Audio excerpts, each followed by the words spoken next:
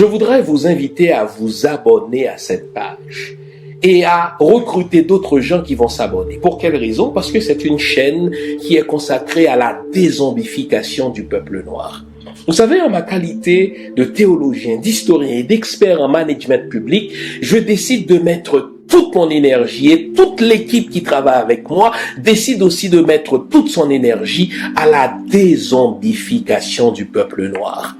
L'émission s'appelle Lumière sur le monde. Eh bien, cette lumière, ce n'est pas moi. Cette lumière, c'est le travail que nous faisons ensemble. Lorsque tout à coup, on réalise qu'on nous a roulé dans la farine, on réalise qu'on nous a trompés pendant, n'est-ce pas, des siècles, et que tout à coup, nous prenons conscience de nos ressources, nous prenons conscience de notre identité, et ayant pris conscience de tout cela, nous prenons la décision de partager ce que nous sommes, ce que nous comprenons avec les autres. Donc, nous avons besoin d'avoir une masse critique d'hommes et de femmes noirs réveillés qui vont changer, n'est-ce pas, leur pays respectif pour la gloire de nos ancêtres. Nos ancêtres méritent cela. Ils se sont sacrifiés pour nous et c'est à nous aujourd'hui de prendre le relais. Comment on le fait? On le fait en se dézombifiant et en dézombifiant les autres. Je vous invite donc à liker ce qui se fait sur cette chaîne, à le sharer, à le partager avec les autres, à vous abonner et si vous l'avez fait déjà, à recruter d'autres qui vont s'abonner. On est ensemble, on garde le moral car tant que va le moral, tout va.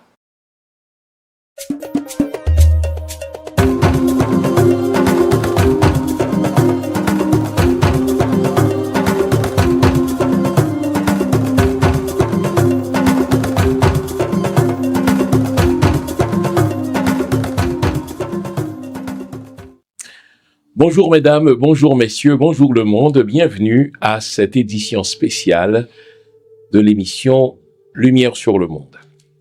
Nous sommes à la première semaine du mois de juillet 2025 et pour nous les Haïtiens, le mois de juillet est marqué au coin de la violence. Le mois de juillet est marqué au coin du sang, puisque désormais ce mois est maculé du sang du président d'Haïti qui, comme vous le savez, a été assassiné un 6 à 7 juillet 2025.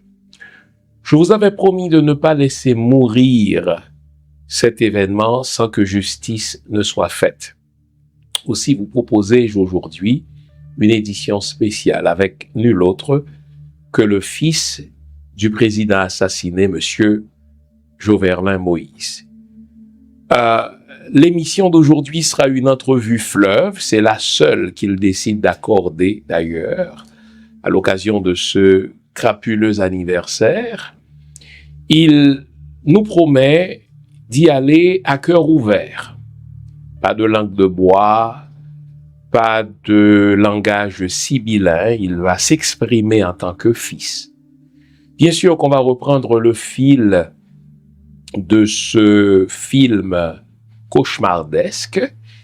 Il nous permettra de revivre les jours, les heures qui ont précédé et qui ont suivi l'assassinat de son père.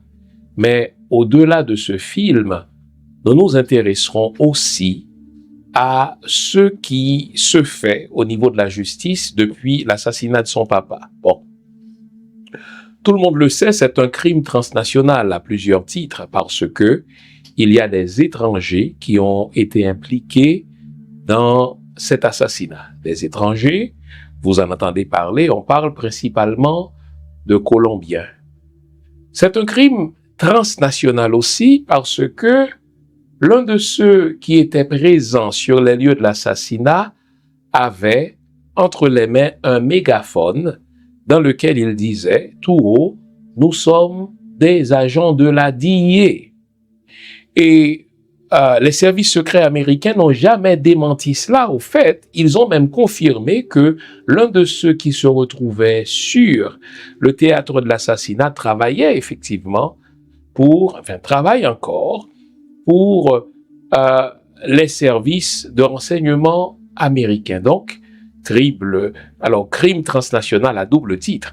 Mais il faut ajouter que c'est un crime transnational à un autre titre. Tout le monde sait que rien ne se fait en Haïti sans que le département d'État n'en soit informé. Comme par hasard, et c'est mon opinion, un mois avant l'assassinat du président, l'ambassadrice d'alors, enfin mieux, l'ambassadeur des États-Unis accrédité alors à Port-au-Prince est parti, comme par hasard, pour une audition auprès de la Commission des Affaires étrangères du Sénat américain. Le voyage aura duré 1 mois. Et comme par hasard, suivez mon regard et vous connaissez mes convictions, il n'y a pas de hasard en histoire.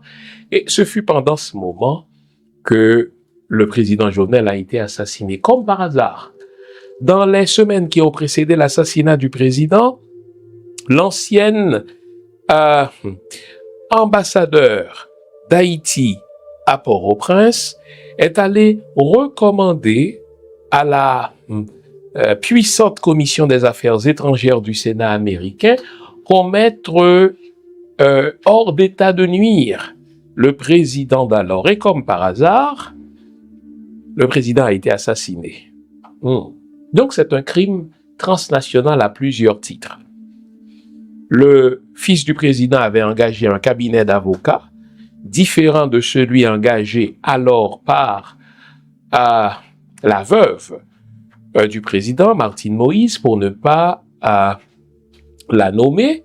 Or, comme pour compliquer l'affaire, la théorie de Pasqua, quand une affaire nous emmerde, il faut créer une affaire dans l'affaire, et s'il faut en créer une troisième, et Pasqua fait le pari, au terme de toutes ces affaires, personne ne se souviendra de l'affaire originelle, c'est-à-dire de l'affaire à l'origine.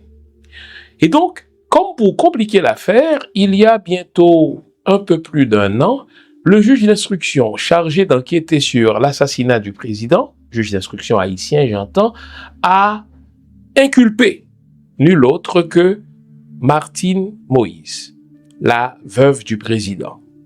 Celle-là même qui s'était présentée devant les caméras du monde entier en victime en disant qu'on l'avait laissée pour morte sous le lit conjugal et qu'elle a dû donc faire la morte, se cacher sous le lit. Or voilà que le juge d'instruction l'a inculpé.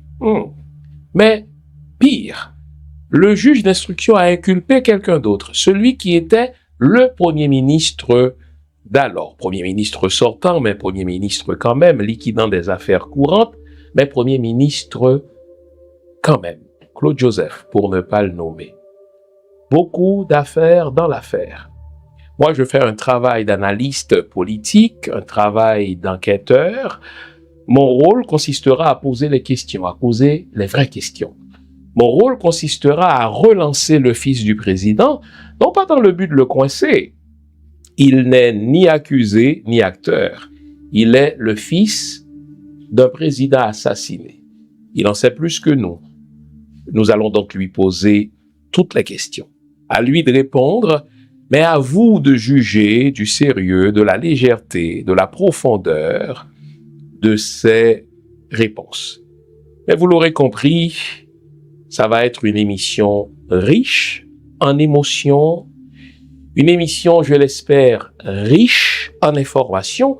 Le but, au-delà de tout cela, c'est de coincer ceux qui ont assassiné le président d'Haïti. Il ne faut pas que les assassins courent. Qui qu'ils soient américains, qu'ils soient colombiens, qu'ils soient haïtiens. Il y a dans une chaîne pénale plusieurs niveaux de responsabilité. Il y a les commanditaires, ce qu'on appelle les auteurs intellectuels. Il y a ceux qui financent. Il y a les exécutants. Mais il y a ceux qui sont informés. Dans une chaîne pénale, ceux qui sont informés de la commission d'un crime avant la commission du dit crime et qui ne le dénoncent pas sont complices aussi. Et donc, nous avons beaucoup de choses à nous dire. Nous espérons que vous resterez des nôtres jusqu'à la toute fin de cette émission. Vous connaissez le rituel, je n'ai pas ma tasse de café habituelle. Vous l'aurez compris, nous avons changé de lieu. pour cette émission, sécurité oblige, eh bien, je vous invite à vous offrir tout ce qui est de nature à vous garder éveillé. Aujourd'hui encore, comme toujours, nous allons dire les vraies affaires. Restez là, nous allons observer une pause. Au retour de la dite pause, je vous reviens avec le fils du défunt président mort. Non, il n'est pas mort, il a été assassiné. Jovenel Moïse. À tout à l'heure. Vous nous l'avez demandé, nous avons le plaisir de vous apprendre que désormais, nos émissions, toutes nos émissions, sont disponibles avec des sous-titrages en 3 langues, en français, en anglais et en créole. Nous sommes conscients que l'émission Lumière sur le Monde est devenue une véritable plateforme familiale autour de laquelle des parents et des enfants se réunissent pour s'informer de ce qui se fait en Haïti, en Afrique ou ailleurs dans le monde. Pour vous faciliter la vie, nos émissions sont désormais disponibles avec des sous-titrages en 3 langues, français, créole et anglais. Nous progressons avec vous, nous marchons avec vous, de manière à relever nos communautés et nos peuples. Nouveau, toutes nos émissions sont disponibles avec des sous-titrages en français, en anglais et en créole.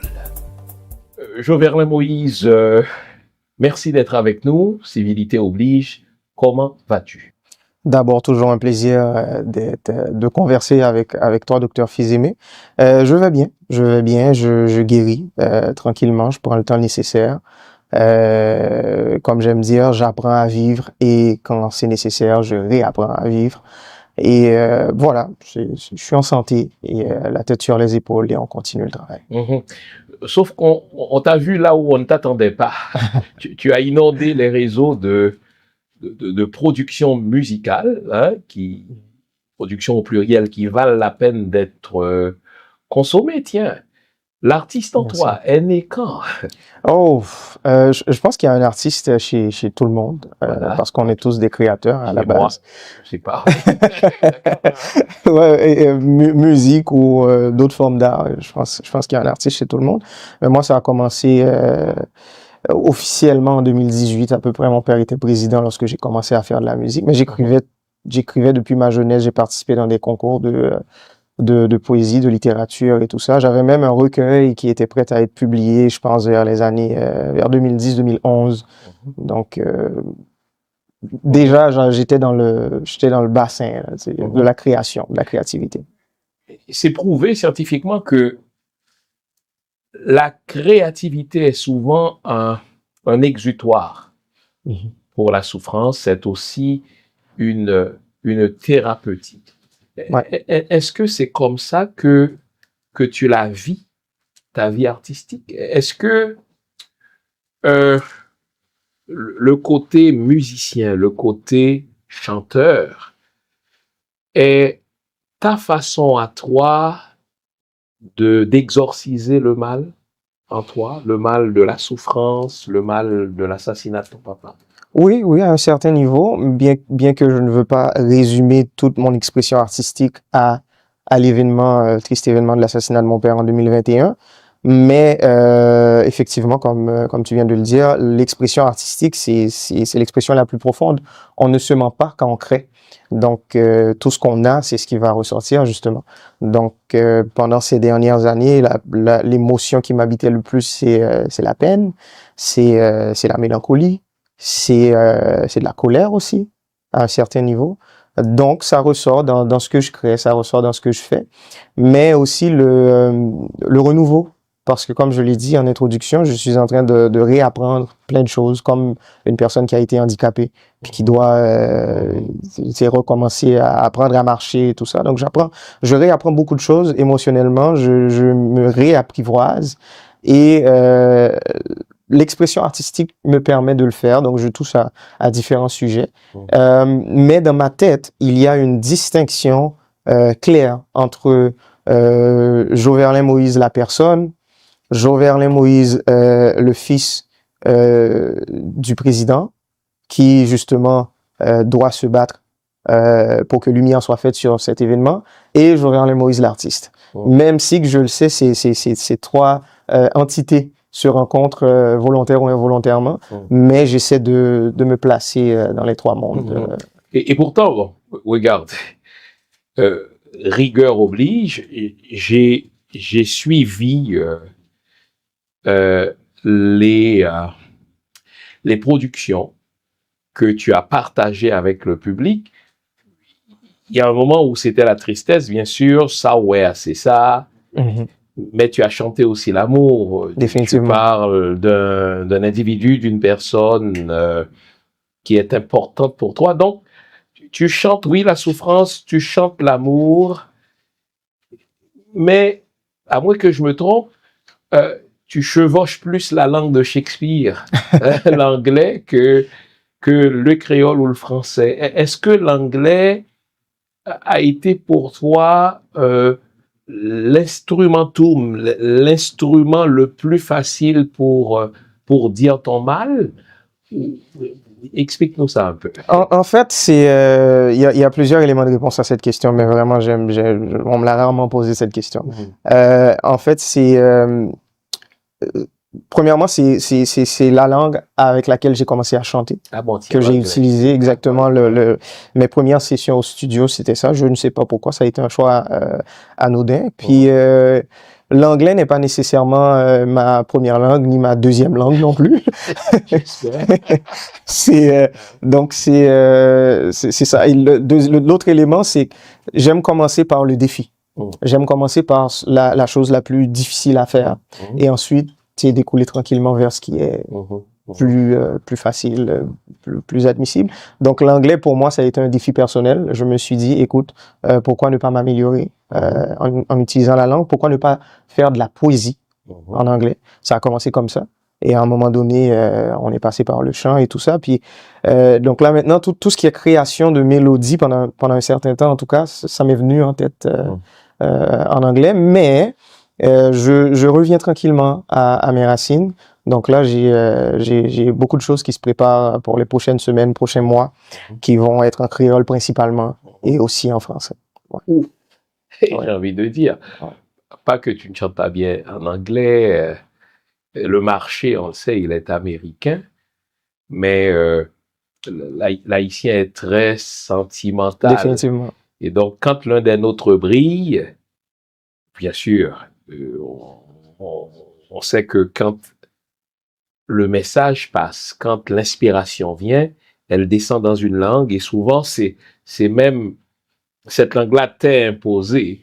Mais je voulais savoir si c'était un abandon, on va le dire ainsi, du public haïtien et donc de ta culture au profit de l'anglais, même si encore une fois, je sais que c'est jamais un handicap de parler plusieurs langues et encore moins quand on est artiste, d'autant que, je le dis, le marché est anglais, enfin est américain. Ouais. Alors, content de savoir que tu chanteras aussi, je n'ai pas dit tu chanteras seulement, mais tu chanteras aussi en créole.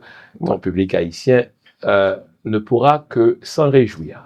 Ouais, en fait, là, en ce qui me concerne, là, je pense que c'est universel. En fait, là, on n'a pas de langue. La langue, c'est primaire comme forme de communication à un certain niveau, parce qu'on communique aussi les émotions, on communique aussi le ressenti. Dans une chanson, par exemple, qu'on comprendrait absolument rien, on peut comprendre les émotions. Donc ça c'est la première des choses. Et en plus, quand on se rappelle de nos racines, nous Haïtiens, nous venons de l'ouest de l'Afrique et nous venons de sociétés où en moyenne ça parle 5-10 langues. Donc on est un enfant de 6 ans parle 6-7 langues, c'est tout à fait normal dans nos sociétés africaines. Donc jouer avec la langue ne touche pas nécessairement à l'art. En ce qui me concerne, l'art vient avant, l'art vient en amont. Cependant, oui, il faut rester attaché à ses racines, il faut rester attaché à sa culture, à son environnement. Charité bien ordonnée commence par soi-même. Je veux dire à notre auditoire que l'entrevue sera bilingue, hein? Il faut dire, ah ouais, mais voilà, il demande à Joverlin pourquoi ne chante-t-il pas en créole et puis il conduit l'entrevue en français. Nous parlons pas les créoles, tout. Mais il y a une dimension pédagogique à cette entrevue, le monde était secoué par cet assassinat. Et donc, j'ai choisi de faire l'entrevue dans les deux langues pour que nos frères africains, avec qui nous partageons une langue passerelle, le français, puissent comprendre aussi, puissent suivre l'évolution du dossier de la justice là-dedans. Et l'invité et moi, nous nous sommes entendus de chevaucher les deux langues. Super. Ouais. On n'a pas les créoles. Bien sûr. Nous parlons pas les créoles. Nous sentis qu'on pas les créoles. Le français a tourné, tout apprendre. Mais c'est pas de l'aliénation que de parler l'autre langue. Donc, ce qu'on dit, le combat, ce n'est pas la langue. Le combat, c'est la justice. La langue n'est qu'un véhicule. Quand on est initié, ce qui est convoqué, c'est à la fois l'aspect symbolique, mais aussi l'invisible.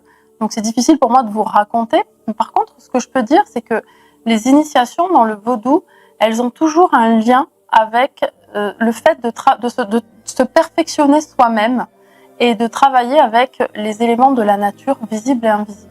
Quand on parle de vaudou et qu'on vous pose la question, quelle est la définition que vous donnez du vaudou? Alors, ma définition, qui est assez personnelle, elle consiste à dire que déjà, pour moi, ça n'est pas une religion. Parce que j'ai cette phrase qui me vient en tête, qui m'a beaucoup marquée, qui était de dire « Le vaudou, je n'y crois pas, mais ça existe ». Croire, c'est la relation verticale entre soi et son Dieu, quel qu'il soit. C'est la religion, la croyance, la foi. Et ça existe, c'est cette relation au monde, cette relation en système, à la nature, aux ancêtres et à l'invisible. Donc pour moi, la définition du vaudou, finalement, c'est une vision du monde intégrée. Pour vous aider à vous défaire de tous les mensonges qu'on vous a débités au sujet du vaudou, je vous propose une trilogie fondamentale. Vaudou, je me souviens, et si les lois n'étaient pas des diables, et enfin, Vaudou 101, une spiritualité moderne sans sorcellerie. Ces 3 livres sont disponibles sur mon site web www.jeanfilsaimé.com ou sur amazon.ca. Une trilogie à lire et à avoir dans sa bibliothèque personnelle ou familiale.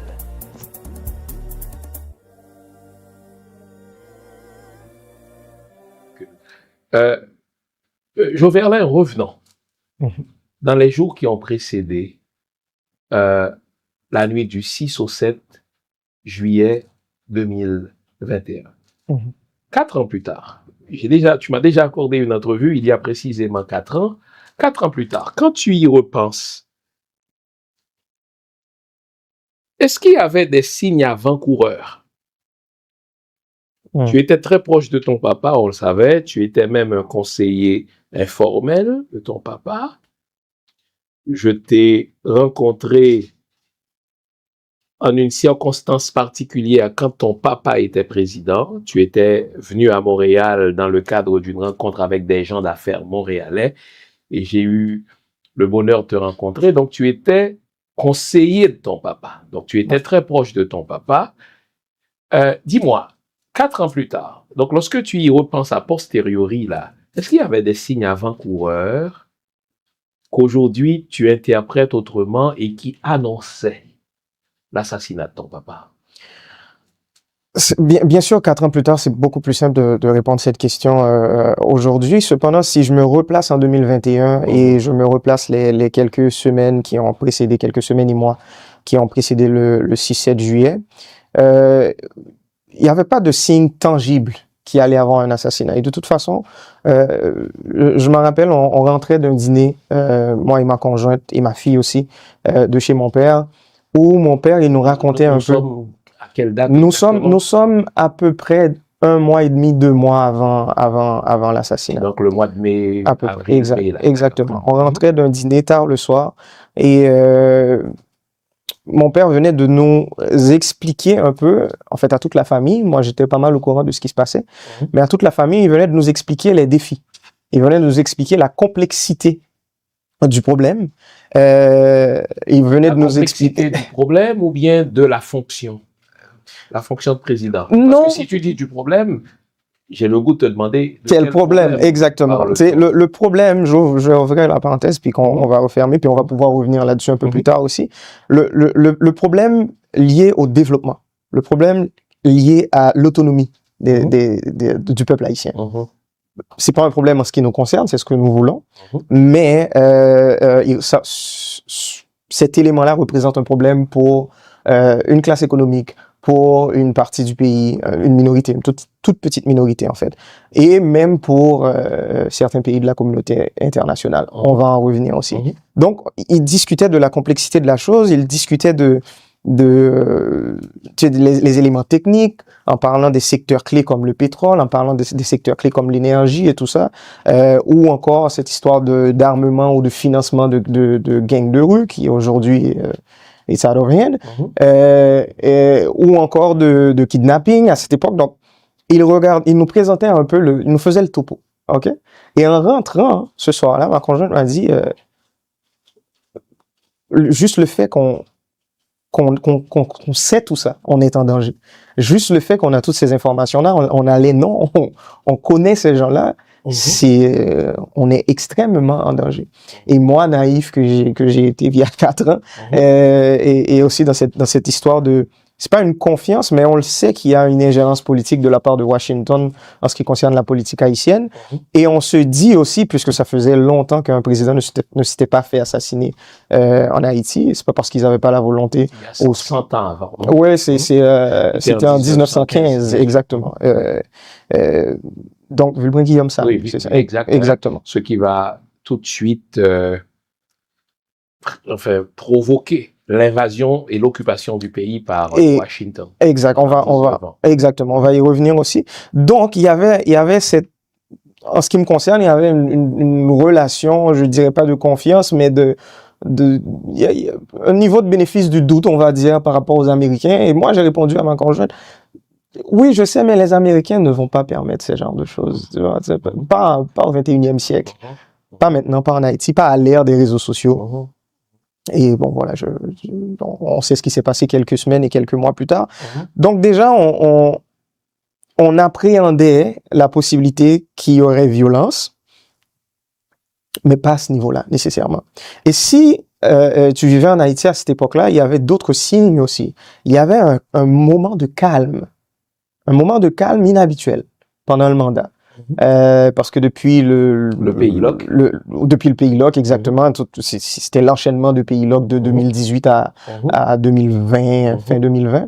Donc là, on est en 2021, il y a un moment de calme, il y a quelques mois de calme. On parle plus d'élections, on parle de référendum constitutionnel, on parle d'électrification 24/7, 24 sur 24. On parle des gros projets d'infrastructure. Donc, on le sent qu'on est en train de poser la base pour un développement durable. C'était ça, l'énergie. Cependant, le calme ne s'expliquait pas. Parce que pourquoi les gens qui ont passé les 2-3 dernières années à tourner Port-au-Prince à l'envers, ils se sont arrêtés du jour au lendemain. Il faut l'aller. Exactement. Pourquoi ils se sont arrêtés? Donc, moi, j'avais compris que, parce que mon père me l'avait dit, il a eu les informations, les renseignements nécessaires. Et lorsqu'il s'est rendu compte que mettre un point à ce qui se passe au niveau de l'insécurité, tout ça voudrait dire, à un certain niveau, arrêter 90% du pays, élite économique et politique incluse. Donc, il les a parlé pour justement les informer que, écoute, je détiens l'information, il va falloir que vous vous arrangez. Et ça peut pas se continuer. Donc, moi, je me disais, c'est peut-être le message qu'ils ont reçu. Mais c'était pas ça. C'était pas ça, on le sait aujourd'hui, c'était une préparation. C'était une période de préparation, en fait. Parce que ce genre de crime demande de la préparation, demande du financement, demande les alliés nécessaires. Donc, il y a eu cette période. Au niveau personnel, mon père me semblait vraiment bien, confiant de ce qu'il faisait, confiant de la direction dans laquelle il allait. Jusqu'à 2-3 jours avant la fin de semaine, en fait, la fin de semaine qui a précédé le 7 juillet, exactement. Donc, on parle de samedi, peut-être 3-4 juillet. Lorsqu'il a procédé au changement du premier ministre, il m'avait appelé, j'étais au Cap-Haïtien, j'étais sur un chantier. Et moi, je lui ai dit, mais c'est pas le bon moment. Je comprends pas. On est calme, on travaille sur le référendum, on a un texte de la nouvelle constitution qui est disponible, tout le monde, pour co-consultation. On parle d'élections. Il reste 6 mois. Les projets avancent. Pourquoi changer de Premier ministre maintenant? Mais quel mot je l'avais piqué, justement? Le changement du Premier ministre? Ben, le changement de Claude Joseph à Ariel Henry. Avec un peu de recul aujourd'hui, et si on veut faire de la politique pratico-pratique, ça n'a pas été une décision personnelle. Ça a été une décision, en fait, un résultat direct de l'ingérence politique. OK? Ce changement. Politique de qui? De la communauté internationale, plus précisément Washington. On peut dire les choses comme elles sont. Dis-nous en plus. OK. Pourquoi? Parce que les gens, j'ai vu une entrevue l'autre jour, il y a un autre président européen qui parlait de la politique américaine. Et je vais prendre cet élément comme exemple, en fait. Et il mentionnait que au moment où le président américain il devient président après son investiture, il y a des messieurs qui arrivent en costard, cravate noire et qui viennent lui dire exactement comment va fonctionner son mandat en fait. Ce n'est plus sa volonté, sa direction, non, c'est un système. Appliquons à Haïti. OK, maintenant appliquons à Haïti. Donc déjà, dis-toi pour Washington, pour un président américain, c'est le cas. Donc imagine pour Haïti. Déjà le choix de savoir qui va être président, c'est un faux choix. Ce qui me concerne, et ça c'est le futur politologue qui parle, parce que j'étudie en politique, c'est un faux choix. En fait, si lors des élections en Haïti, pendant les dernières décennies, vous avez le choix entre 100 candidats, il y a à peu près, il y a une seule administration qui a choisi ces 100 candidats-là. Donc, tu es en train de dire que ton papa, indirectement ou directement, si je suis ta logique, c'est le choix de Washington comme président aussi. Tous les candidats ont été le choix de Washington. Peu importe celui que le peuple y vote. Et donc, je déduis, puisque tous les candidats étaient le choix de Washington, ton papa est un élément de ce tout, il est élu avec la bénédiction de Washington. Initialement, oui. On est sûr. Initialement, qu'est-ce que oui. Ça veut dire initialement? Pourquoi? Parce que il va grandir, il va évoluer dans son poste. Et à partir du moment qu'il va se rendre compte qu'il a les mains liées, à partir du moment qu'il va se rendre compte que même si que sur papier, c'est lui le président, mais en fin de compte, ces décisions ne dépendent pas de lui, il va se détacher de ce système. Il va se retourner contre ce système. Et ça a commencé à partir de 2018-2019, lorsqu'on a commencé avec les vagues de pays log justement, parce que c'est à cette époque-là où il a changé des politiques publiques simples, assez simples, mais qui a révolté beaucoup de gens. Par exemple, une limite par rapport au prix des voitures que l'administration publique pouvait acheter. Okay, plus de blindés à 250 000 $, il y a une limite à 70 ou 75 000 $, je me rappelle plus. Donc déjà, ça a fait des mécontents parce qu'il y a des gens qui faisaient de l'argent avec ce genre de dossiers. Quand on dit des gens, le titre de l'émission, c'est « 4 ans plus tard, le fils du président assassiné se vide le cœur ». Moi, mon rôle, c'est de te pousser à te vider le cœur. Il y a des gens, des gens. Il y a 12 millions d'Haïtiens, on s'entend. Ce ne sont pas les 12 millions qui bénéficient de cela. Qui avait ces contrats-là d'achat de blindés? Était-ce Dimitri Hérard? Était-ce le chef de la police? Qui? OK. Pour mieux répondre à cette question, il faut regarder la chose dans son ensemble. Il ne faut pas rester trop proche de la question, sinon on la voit mal. Reculons un peu, prenons un peu de recul. La chose qu'il faut comprendre en politique en Haïti, c'est que le pays, en général, est dirigé par quelques centaines de personnes. Qui? Économiquement et politiquement. Allons-y. OK? Et donc, la classe économique et la classe politique. Je te donne quelques noms. Les Bito, les Vogue, mais tout le monde les connaît. Les Madsen, très bien. L'information publique. Voilà. Cependant, donc ça c'est important parce que l'autre jour, j'avais une discussion avec un très bon ami et lui, il me disait, à un moment donné, faut nous prendre responsabilité, nous, pour qui ça, nous pas? Et après, je lui ai demandé, mais il va falloir définir le nous. Oui. C'est qui nous? Et c'est comme tu viens de dire, le nous, c'est pas les 12 millions haïtiens.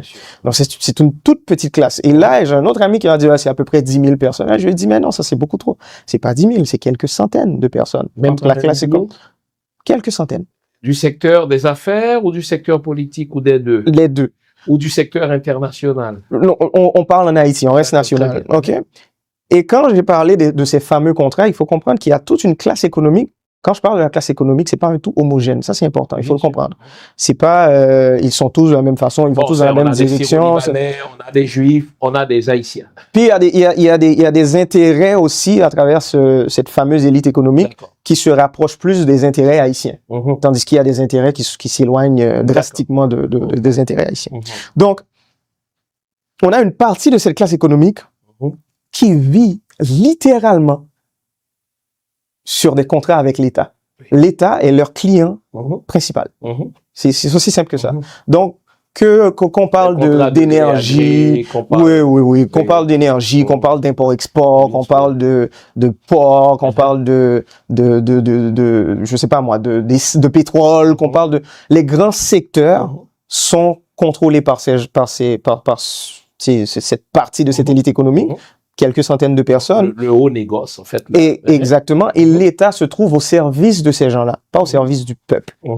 Et lorsque mon père, il l'a compris, parce que devenir président d'Haïti, premièrement, c'est pas une mince affaire. Il faut travailler dur, il faut faire des accords, il faut serrer des mains, des fois avec le diable. Et à un moment donné, tu te retrouves au milieu de ces gens-là avec qui tu as fait des accords et tout ça. Et à chaque fois que tu essaies de prendre la décision de prioriser les intérêts du peuple, tu te fais taper sur les doigts. Donc, à un moment donné, lui, il a pris sa position en main et on a eu cette conversation précisément le 7 février 2021, moi et mon père, et on parlait d'un sujet assez sensible. Donc, 5 mois avant son assassinat. Exactement. Et on a parlé de la mort parce que je lui ai dit, moi, je ne vois pas pourquoi on ne devrait pas aller dans cette direction. Et je lui ai dit, de quoi a-t-on peur? Est-ce que c'est la mort? Je lui ai dit, moi, je préfère mourir en prenant ce genre de direction, au lieu de me tomber dans mâche ou bien machine frappée, tu vois, ce genre de... Donc, tu préfères mourir pour une cause. Exactement. Et ce jour-là, il me l'a dit, je parlais à un autre ami, ça fait pas longtemps, puis qui me disait, les gens, lorsqu'ils sont prêts à partir, ils nous le disent. Moi, mon père me l'a dit 5 mois avant. Il m'a dit, moi, je suis prêt, j'ai fait tout ce que j'avais à faire. Et dans la direction où je vais aller dans cette direction. Est-ce une posture ou une conviction? Quand il a dit... Pure conviction. Pure conviction. Connaissant Jovenel Moïse, il n'est pas capable de... et c'est pour ça qu'il a gagné les élections, en fait. Il n'est pas capable de bluffer. Il n'est pas capable, pour lui, c'est comme s'il ne respectait pas son autonomie en tant qu'être humain.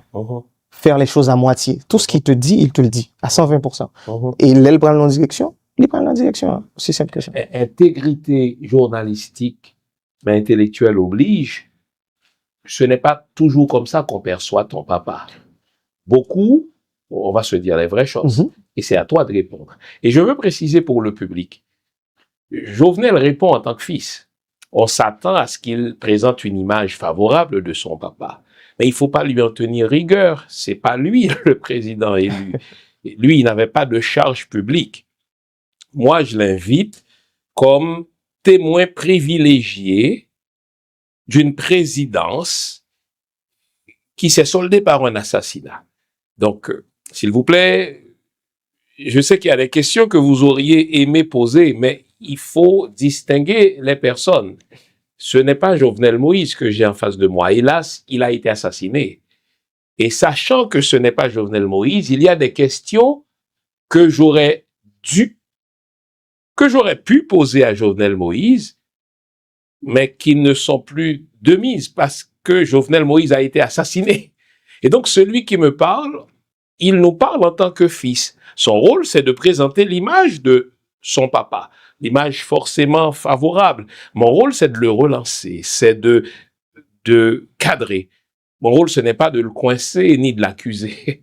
Il n'a pas de charge publique. Donc, je veux faire cette précision parce que je vois vos réactions. Et donc, n'oublions pas, il ne faut pas substituer Joverlin à Jovenel. Il est Joverlin. Et il répond en tant que fils selon ce qu'il perçoit de son papa. Donc, vous vous demandez où trouver mes livres. Simple, sur mon site, prioritairement. www.jeanfils-aimé.com. Vous avez accès à tout ce que j'ai écrit. Où que vous vous trouviez dans le monde, nous livrons partout où c'est possible. Vous pouvez aussi avoir accès à mes livres par Amazon.ca. C'est un excellent cadeau à se faire ou à faire aux autres. Servez-vous-en. tu nous présentes une image de ton papa qui est un homme de parole et qui ne peut pas bluffer, qui ne peut pas mentir, avec égard, donc avec tout le respect que j'ai pour toi. Ce n'est pas comme ça qu'il est perçu. Que réponds-tu à ça? Deux choses, en fait. Avant de répondre à la question directement, je tiens aussi à le dire, c'est pas une correction, en fait, c'est juste que je mentionne mon point de vue là-dessus. Lorsque je parle de mon père, je fais un effort particulier pour être le plus objectif possible. OK? Et je tiens aussi à le dire publiquement, avec mon père, on n'a pas toujours été d'accord avec tout. On a toujours eu nos différends. Comme par exemple, il y a certaines décisions politiques qui ont été prises. Moi, j'étais pas d'accord, personnellement. Et lesquelles? Activement, en fait. Ben, par rapport à la communication, par exemple. Parce que là, tu viens juste de mentionner que c'est pas comme ça que les gens ils l'ont perçu. Et moi, j'avais compris que depuis début de l'année 2018, en fait, que il y avait justement cette volonté au sein de son cabinet. On lui demandait d'arrêter de s'exprimer publiquement trop souvent. Parce que de son investiture le 7 février 2017 à peu près juillet 2018, il parlait à peu près une fois par semaine. Il était présent, il était dans les émissions, il y avait de la communication. Les membres de son cabinet lui a demandé d'arrêter de faire ça. Écoute, Monsieur Moïse, Monsieur le Président, vous avez des porte-paroles, il faut les laisser faire leur travail parce que, voilà, quand vous parlez, ça nous éclipse. Exact. Moi, j'étais contre. J'étais contre cette décision parce que je lui disais toujours, en fait, je le voyais le dimanche matin, lorsque je passais le voir un dimanche matin, il prenait son assiette, allait à la cuisine, se servait un plat de maïs, puis ça, M. Chital, il mangeait, et puis moi, j'étais comme, tu vois ça, tu dois le montrer au public, parce que ça, c'est toi. Parce que les gens, ils te prennent pour un bourreau qui vit dans un palais où tout est en or, puis qui a 150 personnes à son service, tandis que, regarde-toi. Dans une tour d'ivoire. Tu n'as absolument personne. En fait, il ne veut même pas avoir des gens pour le servir à manger. Il le fait tout seul. Donc moi, je disais, déjà, cette histoire de communication, moi, je suis pas d'accord. Il va falloir que tu montres un peu de ta vie privée. Il va falloir que tu t'exposes. Il faut que tu recommences à parler. Et effectivement, il a arrêté de parler la première moitié de l'année 2018. Et le pays là That's it. C'est fini. À chaque fois qu'il prenait la parole après, c'était trop tard. Parce que là, c'est la phrase que j'utilisais toujours avec lui. Tu étais en réaction. Et en politique, il faut jamais être en réaction. Le moins que possible. Donc, il faut plutôt avoir l'initiative. Toujours être en proactivité. Le plus que possible. Donc déjà, ça, c'est pour dire que moi et mon père, on n'était pas d'accord sur tout. Et deuxième... J'enlèverai quelques noms. Dessalines, quoi qu'on dise, n'était pas un corrompu. Christophe n'était pas un corrompu. C'est le seul président à avoir légué ses biens à l'État haïtien et à l'armée d'Haïti. Peut estimer. Mais les autres, citez-moi un nom et je vous cite une liste de corruption, de corrupteurs et de corrompus. Bon. Voilà. Okay. Et donc, quand tu parles d'ingénierie sociale, il faut dire que les politiciens haïtiens ont bien accepté d'être au cœur de la corruption. Dites-moi, surfacturation, je vous donne tous les présidents. Dites-moi, gabegie, je vous donne tous les présidents. Dites-moi, des chefs d'État qui confondent leur cassette personnelle avec la cassette de l'État, je vous les nomme tous. J'accepte Christophe, Dessalines, estimé. Donc, quand je regarde ça, moi, comme historien, je dis, mais tiens, si tu dis c'est de l'ingénierie sociale, le fait par la population de perdre confiance en ses dirigeants, mais nos dirigeants n'ont pas démérité ce manque de confiance. Et c'est ce que je voulais mentionner, en fait. Lorsque j'ai parlé d'ingénierie sociale, il faut comprendre que l'ingénierie sociale a créé une nouvelle culture politique, calquée sur la corruption, OK? Où les chefs d'État, et pas seulement les chefs d'État, il faut ouvrir le spectre. Parce que l'administration publique, c'est pas juste un président. C'est beaucoup de ministres, c'est beaucoup de cabinets, c'est beaucoup de contrats, exactement. Donc, que normalement, le président souvent, moi je l'ai vu avec mon père, puisque j'ai eu la chance sur son mandat d'être très présent, il était souvent le dernier à être au courant de beaucoup de décisions étatiques. C'est ça le président. C'est ça le pouvoir en fait. C'est souvent le dernier à être au courant de plein de choses. Donc, Est-ce de l'aveuglement volontaire? Est-ce un choix? Ou est-ce le système? Moi, je pose la question. non, je vais répondre rapidement, mais je vais revenir à D'accord. mon idée initiale. C'est le système, mais on va y revenir. On va s'attarder là-dessus parce que le système est ainsi conçu, en fait. Le système, à travers, je pense, notre dernière constitution, si on prend le temps puis on la lit correctement, et si on regarde aussi les habitudes de fonctionnement du système, on le voit tout de suite. C'est un système qui a été conçu pour que le président puisse avoir les responsabilités, mais pas nécessairement les droits. OK? Donc, on va y revenir. Donc, c'est pour ça que je parle d'ingénierie sociale, ok? Et aussi pourquoi, comme tu viens de dire, les politiciens haïtiens, ils ont à un certain niveau respecté ce profil de corrupteur, mais c'est parce que avec corrompu. Exactement, c'est parce qu'avec cette nouvelle culture politique, les personnes qui ne veulent pas se faire corrompre ne s'approchent pas de la politique. Les personnes, un jeune par exemple qui pense à son avenir, ne voudrait pas que après son nom on ajoute voleur, on ajoute corrupteur, corrompu, on ajoute toutes sortes de choses. Donc, les personnes qui ont vraiment une tête sur les épaules se sont retirées de la politique ou ils sont restés relativement très loin de la politique. Mon père, je m'en rappelle, je viens juste de te le dire à l'introduction de cette émission, j'écrivais beaucoup lorsque j'étais jeune, déjà. Et j'étais très engagé. Il y avait un concours à l'Alliance française et le texte, c'était « Si j'étais président ». C'était ça le texte. On est en 2009. Là. De la République. J'ai sur le nom, tiens, chantez cela. Bon, ok. Donc là, il partait le texte, il donne un titre, puis là, tu écris. Moi, j'ai préparé mon texte et tout, et mon père, je lui ai demandé de porter correction à ce texte. Et là, il m'a dit, je te comprends pas, tu vas dans quelle direction là? C'est quoi cette histoire de politique? Mais tu vois pas ce qui se passe autour de toi. T'as jamais, ou pas, je me fais nouvelle. Et là, je suis comme, mais non, m'intéresser à ce qui se passe. Chez moi, je veux pas être acteur politique. C'est juste que pour ton regard critique sur ça qui a passé. Un engagement citoyen. Exactement. Donc déjà, même mon père, comme je te l'ai dit, il mettait en garde. Il était très distant par rapport à la politique. De ce fait, lorsqu'il a décidé d'accepter de devenir candidat, il m'a fait rentrer de Montréal. Il m'a fait rentrer de Montréal une fin de semaine. Je suis arrivé au Cap-Haïtien, au Trou du Nord, au nord-est d'Haïti. Je suis resté là 8 heures de temps, juste pour qu'il puisse m'annoncer qu'il va être candidat. Et ensuite, je devrais repartir le lendemain parce que j'avais un examen le lundi matin. Revenir à Montréal. Donc, cette histoire politique, ça a été ça a été assez... il était ambivalent par rapport à ce choix politique. Et l'une des choses qu'il a pris le temps de me dire pendant une rencontre, ça pour le dire qu'il y a une candidat, il m'a dit, écoute, je le vois comme une opportunité d'aider réellement. Les gens l'auront compris, j'ai une déformation de ma formation, je suis historien de formation, donc je suis un fil chronologique. Tu dis, lorsque ton papa devait t'annoncer qu'il serait candidat, nous sommes 2015-2016, bien sûr, ton papa t'a annoncé qu'il allait être candidat à la présidence parce qu'il était le choix du président d'alors, Michel Martelly. Tiens, en bas les créoles.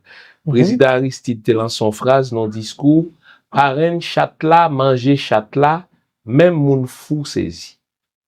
C'est le langage très sibyllin de Jean-Bertrand Aristide pour dire ce que tout le monde comprend, que Martelly a fait nommer Jovenel et il l'a assassiné au point que même les fous sont surpris. Était-ce un piège? 4 ans plus tard, nous sommes 2015, donc 10 ans plus tard, tu regardes la chose a posteriori. Est-ce que tu t'es dit, putain, il a entraîné mon père dans une espèce d'attrape-nigo, dans une souricière pour être son jouet, et lorsque ton père a voulu échapper à son contrôle, il l'a bouffé tout cru. Enfin, on essaie de comprendre le jeu de mots d'Aristide. Parrain châtela, manger châtela, même mon fou saisi. Toi, faisons une petite digression là. Ouais.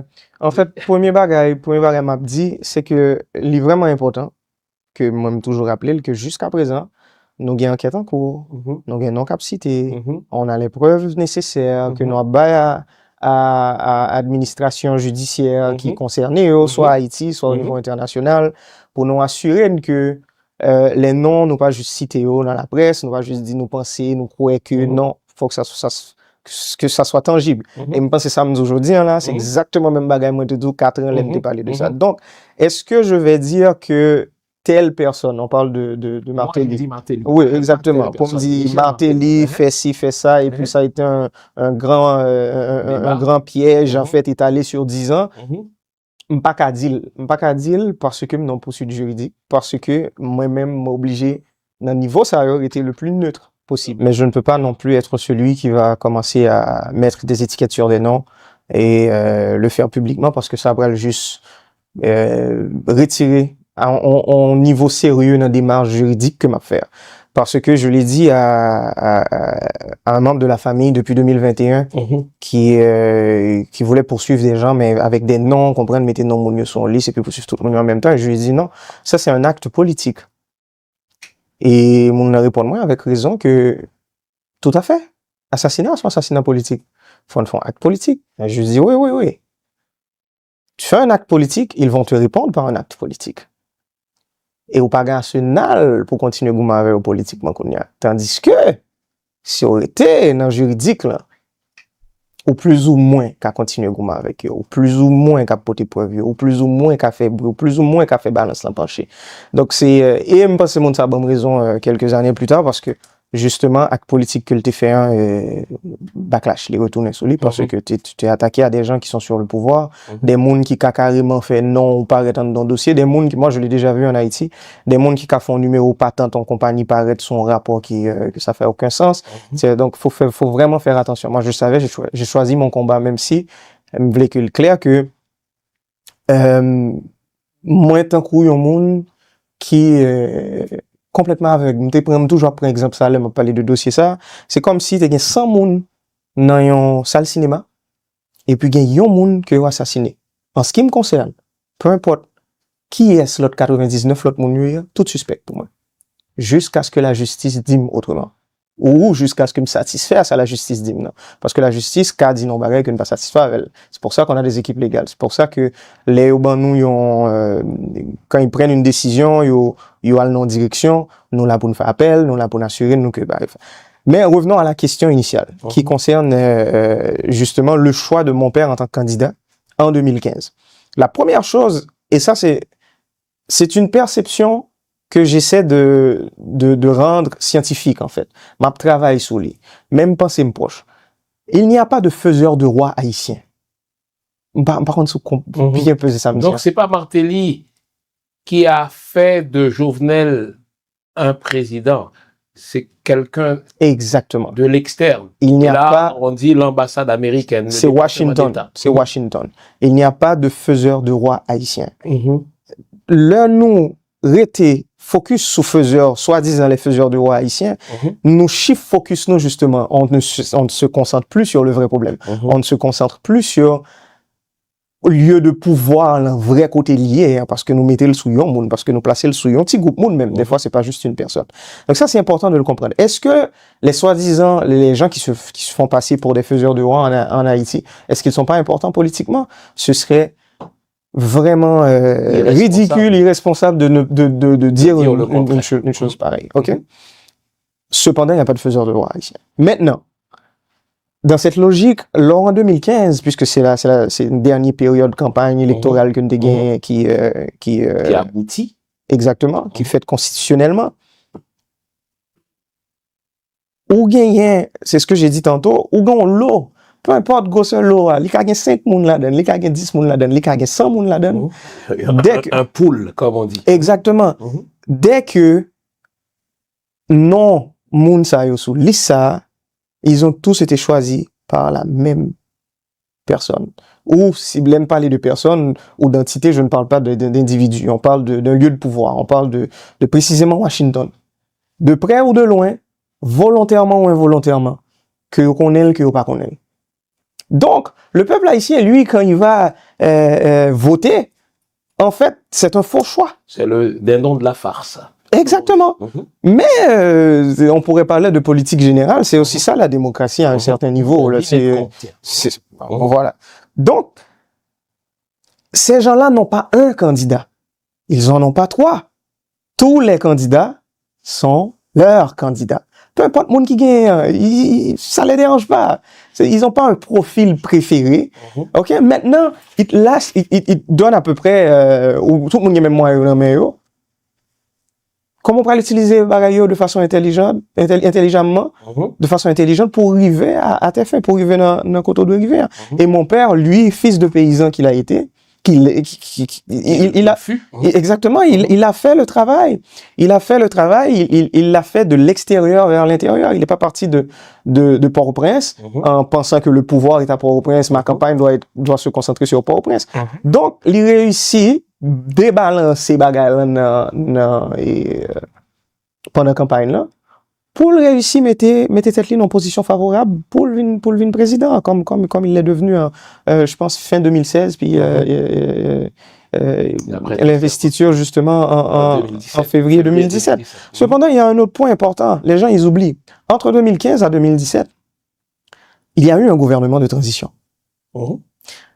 Avec Privert. OK? Entre 2015 à 2017, il y a eu 2 élections qui ont été annulées. OK? Et dans chaque élection, mon père était le gagnant. Donc, ce qui veut dire, le système, à un moment donné, est-ce que le système voyait qu'il y avait un déviant, qu'ils étaient en train de construire un déviant, qu'il allait probablement plus tard changer d'avis, qu'il allait probablement plus tard rester sur ses positions sans ne pas quitter tête l'influence? Est-ce que c'était ça? Mais une chose est sûre, et ça, par contre, si un peu le monde connaît, mais moi, je vais vous le dire. Lorsque Privert est devenu président de la République après le départ de Martelly en février 2016, le parti politique c'était parti haïtien intercalé, PHTK, c'est sous parti ça que papa m'a présenté comme président. Le parti l'a abandonné. Qui le ça? Oui, dis-moi non. Non, mais c'est ça. Parce que m'pas j'entendais Martelly désavoué, m'pas j'entendais aucun porte de parti a dit écoutez, monsieur pas candidat nous encore. Donc ça c'est la première fois m'entendais. Justement. Et ça pourquoi c'est important parce que si on comprend l'épisode, ça on peut le comprendre tout le reste. Tu vas comprendre 2021, tu vas comprendre les mois qui ont précédé 2021, tu vas comprendre de cette histoire de pays loc. Mais faut comprendre partie ça. Le parti l'a laissé tomber. Ils l'ont fait premièrement lorsqu'ils ont décidé que, écoute, nous on va annuler les élections parce que le parti était au pouvoir. On annule les élections, puis 7 février c'est rendu. Le parti était au pouvoir. PHTK était au pouvoir. Donc oui, c'est Martelly qui organisait des élections. Exactement. Mais après c'est Privert. Oui, mais avant d'arriver à Privert, Martelly aurait pu terminer les élections. Oui, mais il y avait le public n'y croyait pas. Oh non, ça a été une décision strictement politique. Ça n'a pas été une décision du public. Le public, au contraire, disait que vous pouvez le faire 1000 fois. Jovenel Moïse va gagner à chaque fois parce qu'on va voter pour la même personne. Quand tu dis le public, c'est qui? On parle des gens qui ont voté, moins d'1 million de personnes en passant qui ont voté. Donc, donc tu dis bien moins d'1 million. Non, je le dis parce que ça c'est une autre perception qu'on a d'Haïti, ou qu'on a du peuple haïtien. C'est pas un peuple qui est, et c'est une bonne chose, en fait, c'est pas un peuple intrinsèquement politique. C'est un peuple qui aime se retirer un peu de tout ce scandale et observer. Oui, parce que ça ne lui a jamais rien rapporté. Et exactement. Parce que tout le monde s'est foutu de sa gueule. Donc, lorsque le peuple haïtien réalise qu'il est le dindon de la farce ou bien qu'il est le con du dîner, il dit, mais faites votre foutu dîner sans moi. Exactement. Donc, déjà, ça, c'est une autre situation. Cependant, il y a cette période. Revenons à cette période où le parti l'a laissé tomber. Il y a cette anecdote.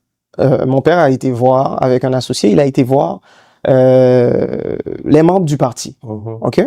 Réunion, il les a convoqués. Écoute, les membres du parti sont là. On parle de début 2016. OK?